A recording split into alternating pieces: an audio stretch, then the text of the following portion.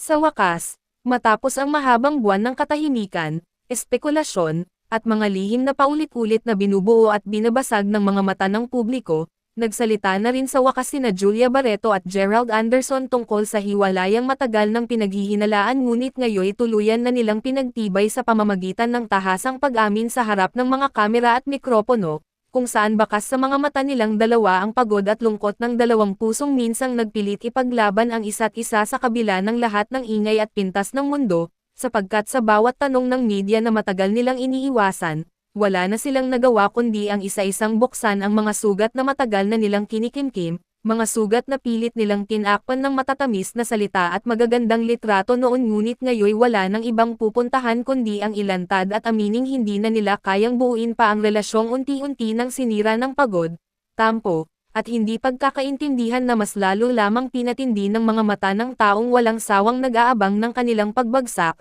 sapagkat habang nagsasalita si Gerald na bakas sa boses ang pagtanggap na siya man ay nasaktan at napagod din, maririnig ang marahang hikbi ni Julia na pilit pinipigilan ang bawat luhang gustong kumawala, sapagkat para sa kanya, mahirap amining tapos na ang isang istoryang buong tapang niyang ipinaglaban noon kahit pa lahat ay tutol, mahirap sabihin sa lahat na minsan, kahit gaano mo kamahal ang isang tao, darating at darating ang oras na hindi na pala sapat ang pagmamahal kung hindi na kayo sabay lumalaban, at sa bawat piraso ng katotohanang inisa-isa nilang inamin, mula sa mga gabing walang katapusang pagtatalo hanggang sa mga araw na halos hindi na sila magkausap at nagkakahiyaan na lamang kung sino ang mauunang magsasabing pagod na, lalong bumigat ang katahimikan sa studio kung saan sila nagbigay ng pahayag, sapagkat kitang-kita ng lahat na wala na silang galit sa isa't isa, bagkus ay naroon pa rin ang respeto at panghihinayang sa isang pagmamahalan na sana kung hindi lang sila nadala ng takot, ng duda,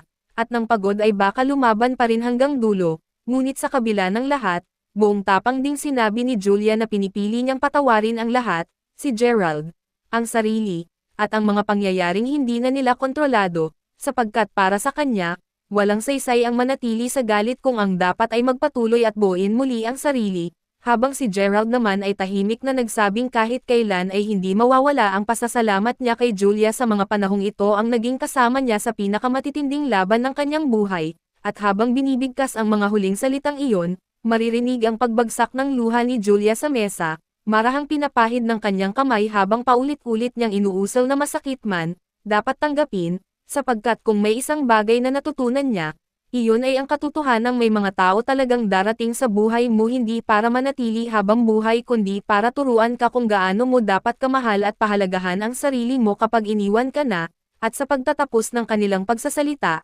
sabay silang lumabas ng silid, magkaibang pinto ang dinaanan ngunit iisa ang naiwan sa puso ng mga nakasaksi, na minsan, may 2 taong kahit gaano kalalim ang pinagsamahan ay darating sa puntong ang tamang laban ay ang tapusin ang isa't isa, at simulan ang laban para sa sarili.